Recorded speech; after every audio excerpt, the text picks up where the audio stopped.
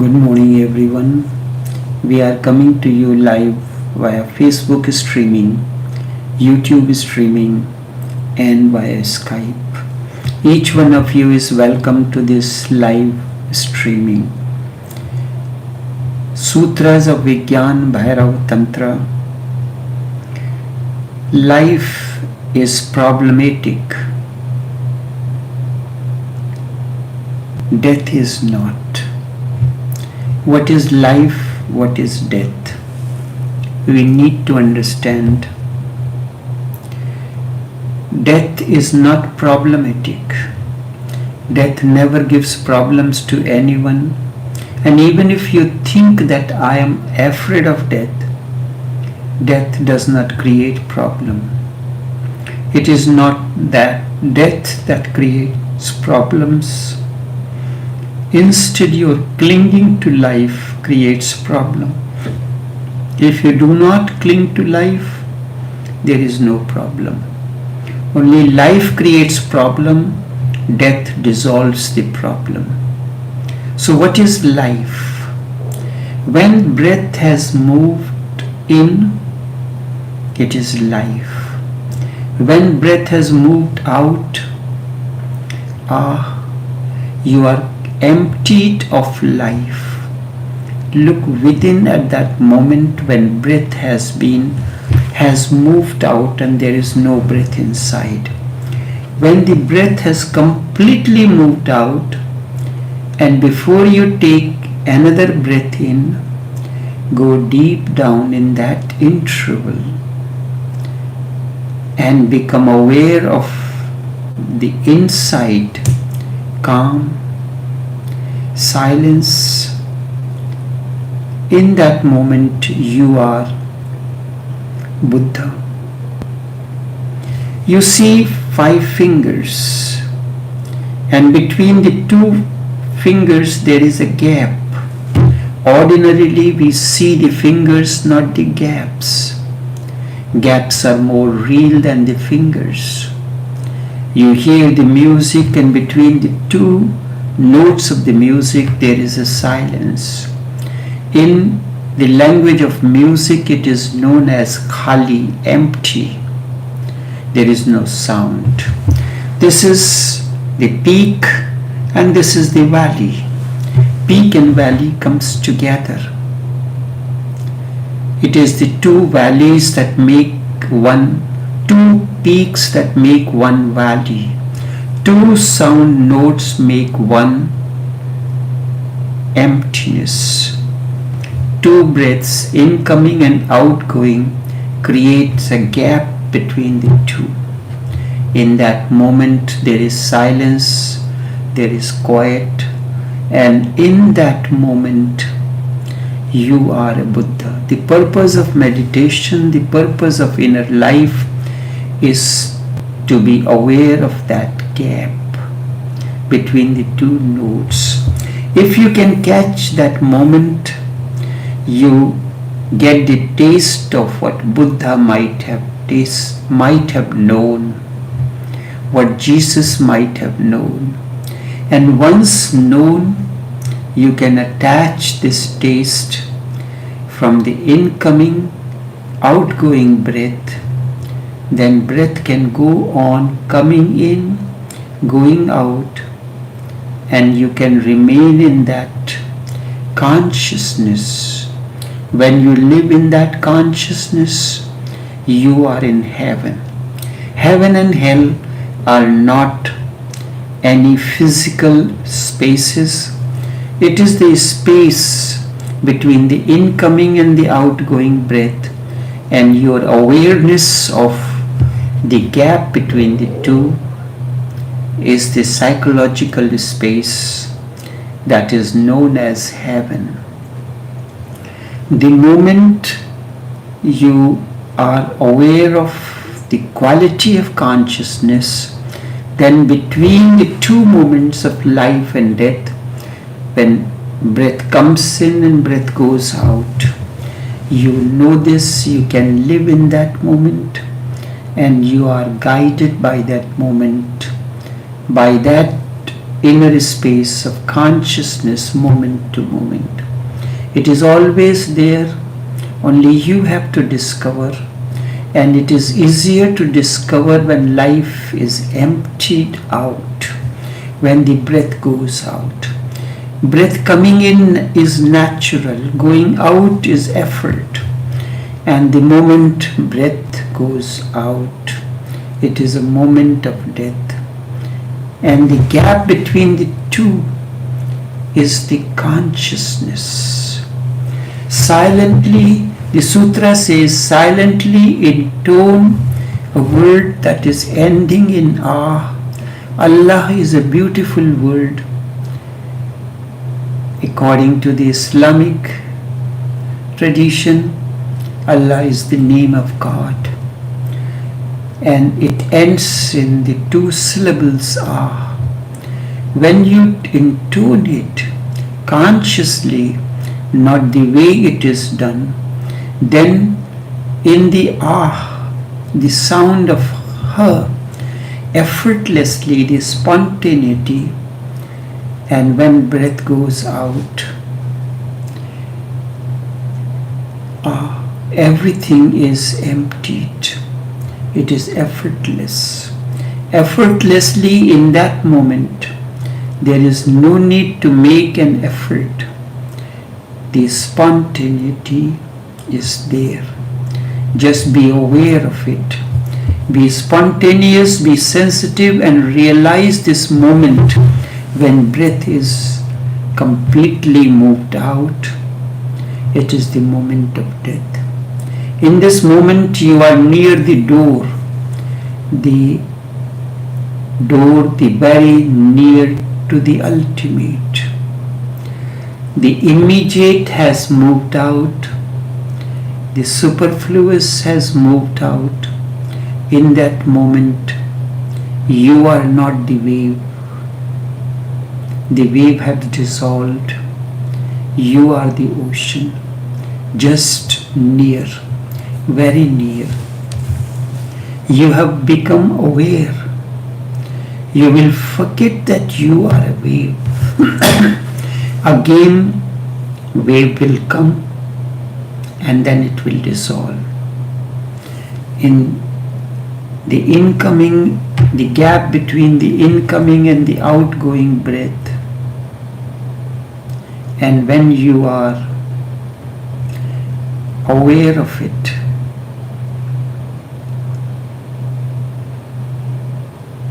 then you can never be identified with it.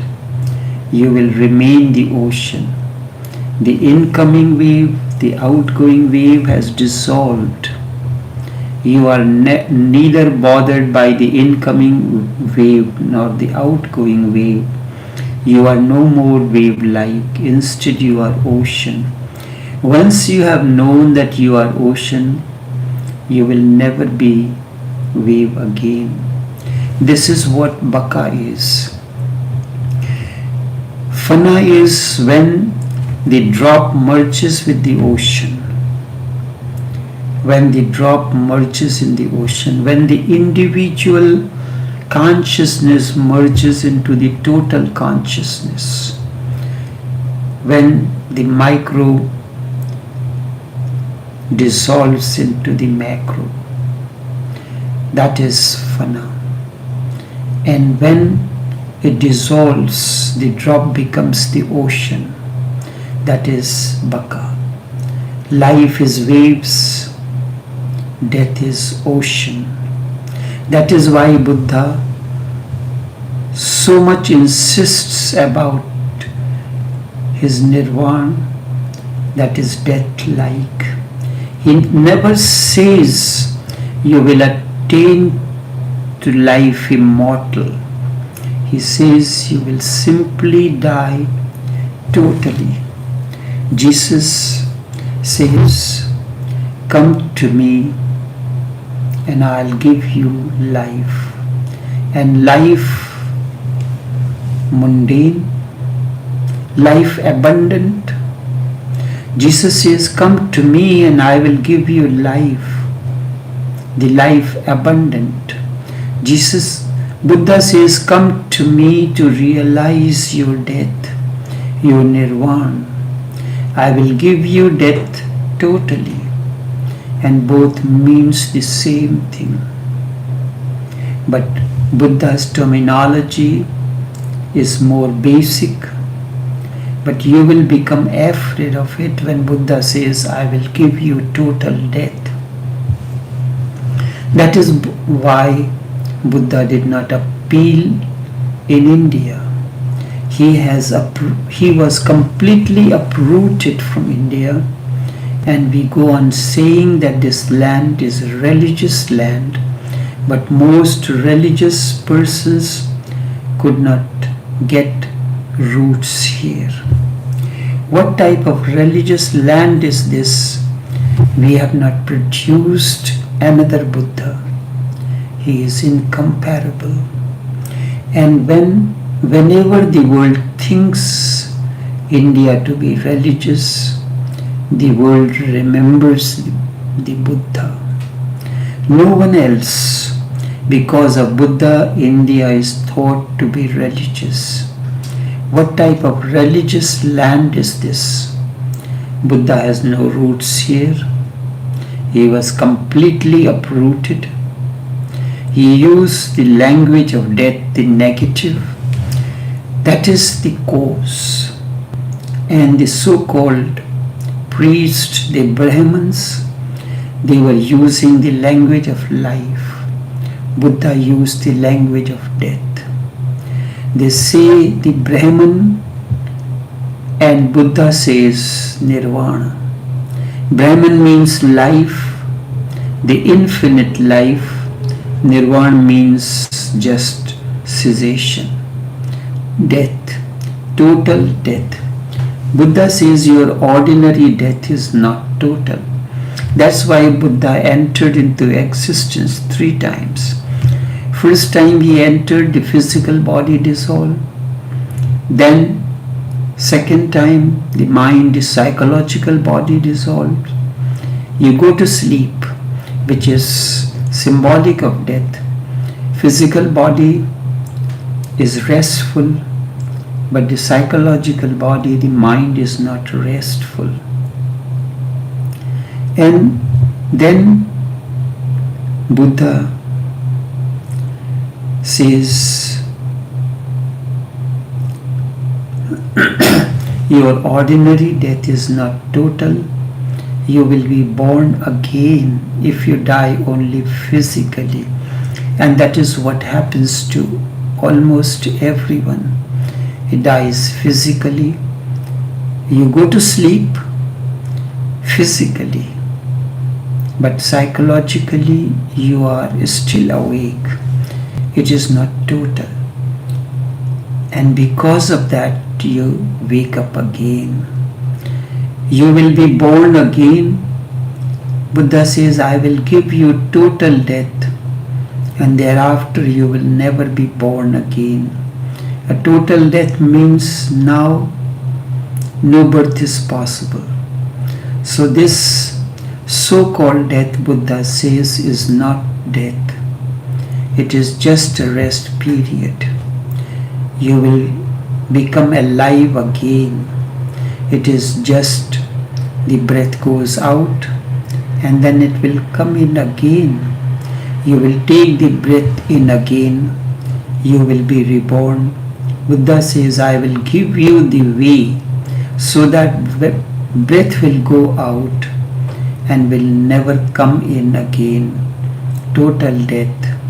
He calls it nirvana or cessation. We become afraid because we cling to life. But this is the paradox. The more you cling to life, the more you will die. And the more you are ready to die, then the more you will become deathless. If you are ready to die, then there is no possibility of death at all.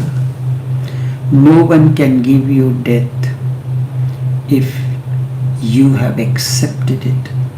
Because through that acceptance, you will become aware of something within you which is never born, never dies, which is deathless. That's why Shankar says, I am neither the body, nor the mind, nor the ego house, nor the storehouse of the memory. I am not the wind, the five winds that comes in and rejuvenates the body. I am that eternal, unborn, unmanifest, which is beyond life and death. And that element is called Shiva. This incoming breath and outgoing breath are the life and death of the body alone, not of me, not of consciousness. But I do not know anything other than the body. Do you know anything beyond the body? No. You are identified with the body.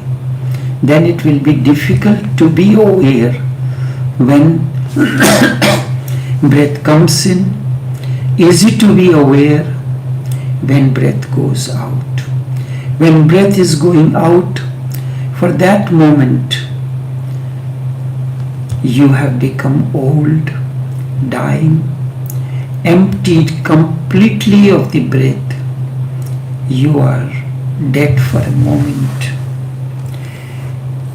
The sutra says in that effortlessly, the spontaneity, try it. Any moment you can try it. Just riding in a bus or traveling in a train or moving to the office, whenever you have time, intone a sound like Allah. Any sound ending with the syllable Ah.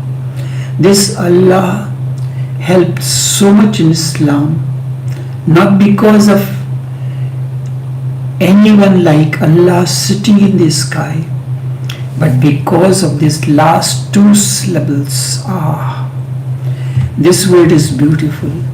And then the more one goes on using this word Allah, but Muslim says that because of that they are in fallacy that Islamic religion is the best. It is the word that has been used.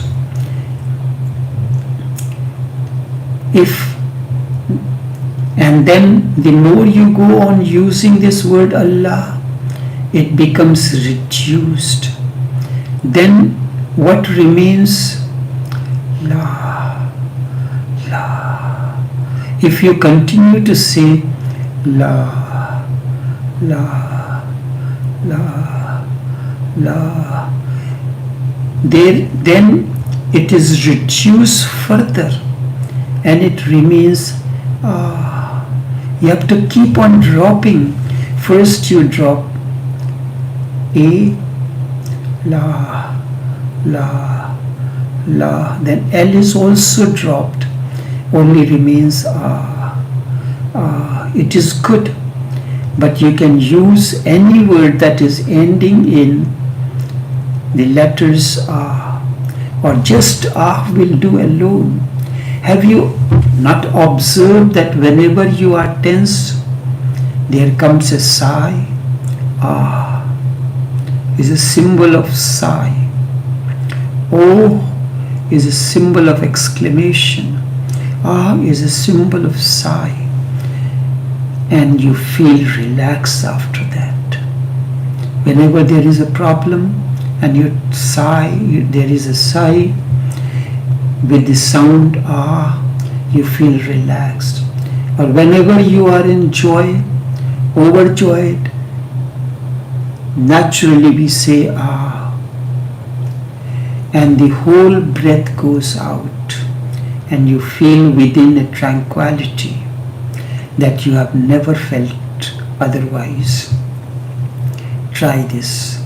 When you are feeling very good, take the breath in and then see what you feel. You cannot feel that well-being that comes with the sound Ah. It is coming because of the breath. So language differs, but these two things never differ. All over the world, whenever someone feels tired, he says, ah. Really, he is not calling Allah. He is calling for the end of life, death. Death to come and relax him. Whenever one feels overjoyed, blissful, again he says, ah, he is so overjoyed, overfilled with joy, that he is not afraid of death or anything of that nature.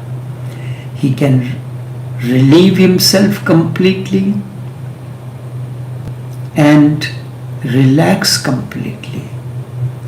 And what will happen if you go on trying it? You will become fully aware of something within you, the spontaneous of your being, the sahajness. This sahaj means very spontaneous, of being spontaneous, that you are already, but you are too much engaged in life, too much preoccupied with life.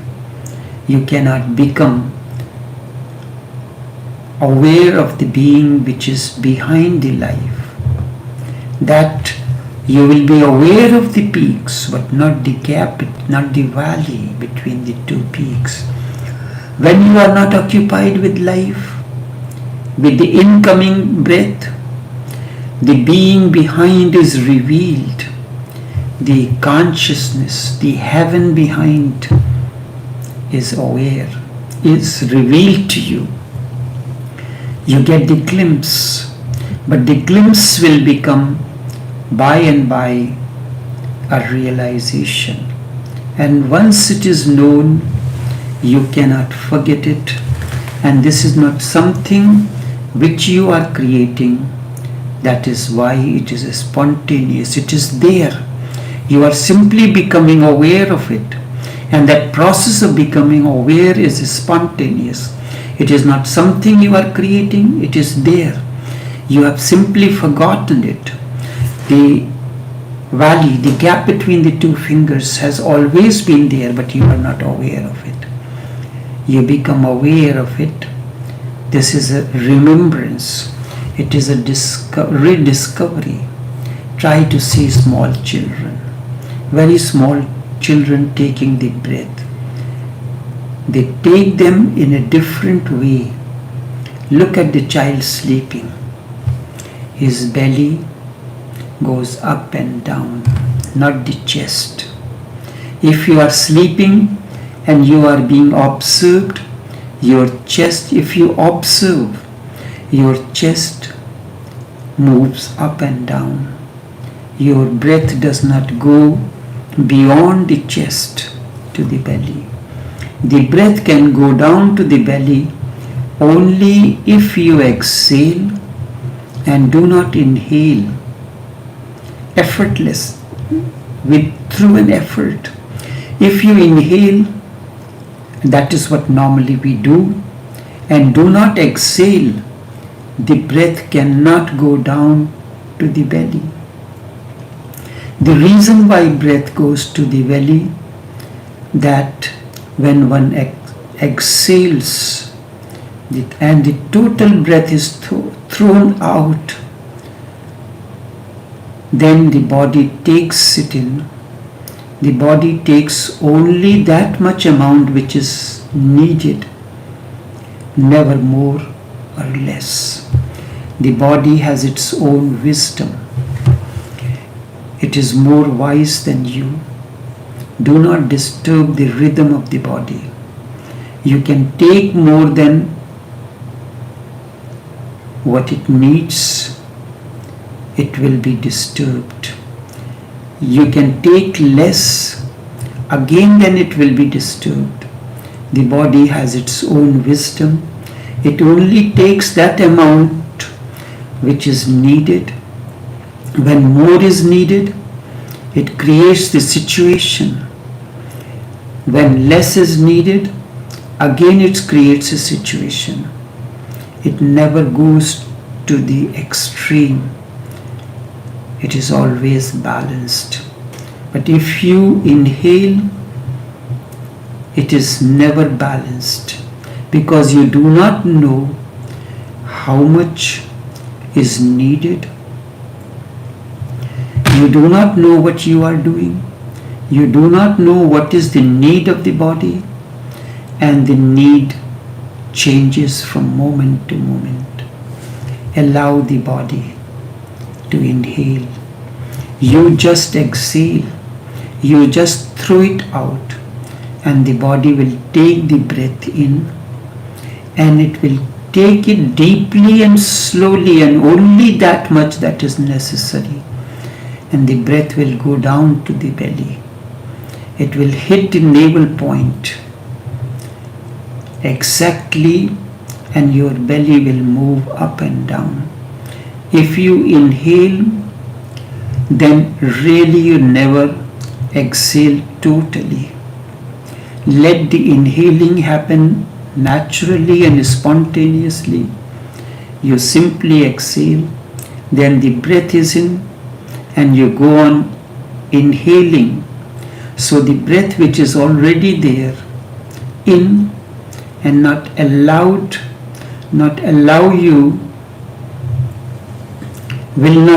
your breath to go down to the belly, then just a shallow breathing happens. If you go on taking the breath in, and the poisonous breath is there filling you up, you will not be relaxed.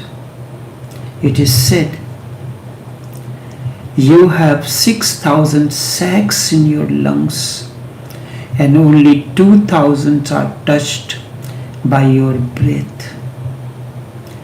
The remaining 4,000 remain always filled with poisonous gases which need to be exhaled. And the 2/3 portion of your chest creates much anxiety, much anguish, much misery in the mind. That's why we have the shortness of breath and many breath related ailments in the body. There are so much misery, much anguish and misery in the body, in the mind, in the body.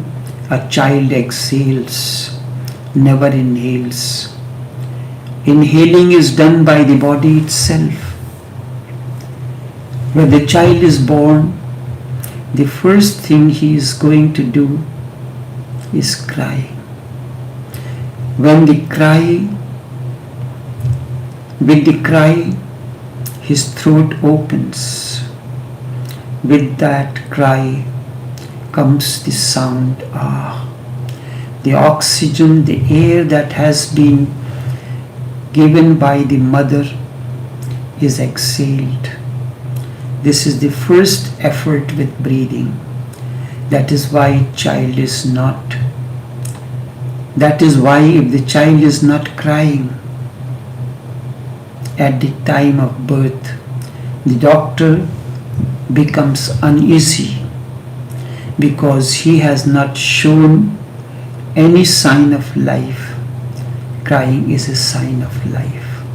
He still feels dependent on the mother. He must cry. That cry shows that now he is becoming an individual. The mother is not needed. He will take his own breath. And the first thing is that he goes on crying, and in that process of crying, the breath is exhaled, that which was given by the mother. Then the body will start functioning, inhaling. This is natural.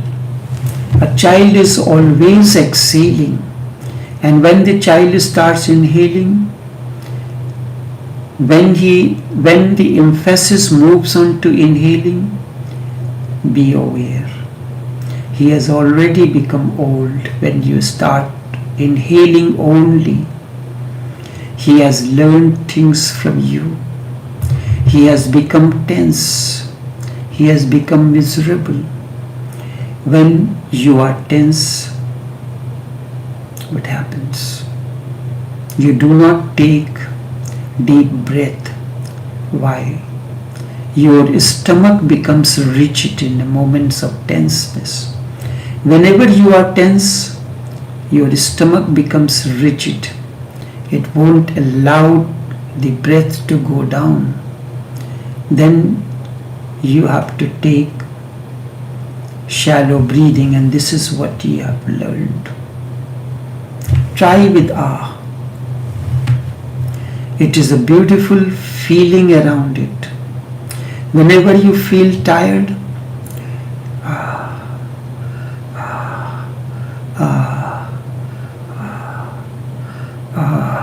with that sound, the breath goes deep within.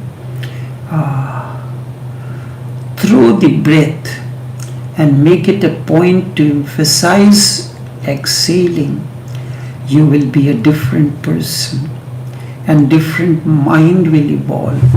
With the emphasis on breathing in, you have developed a miserly mind, a miser body. With exhaling, that miserliness disappears, and with that many problems disappear. Positiveness, possessiveness disappears. Possessiveness disappears. Only this much for this morning. Until we meet again, take care and do have a pleasant day. I go on sharing like this. It is up to you. And whenever you feel to this, listen to it, you can do it.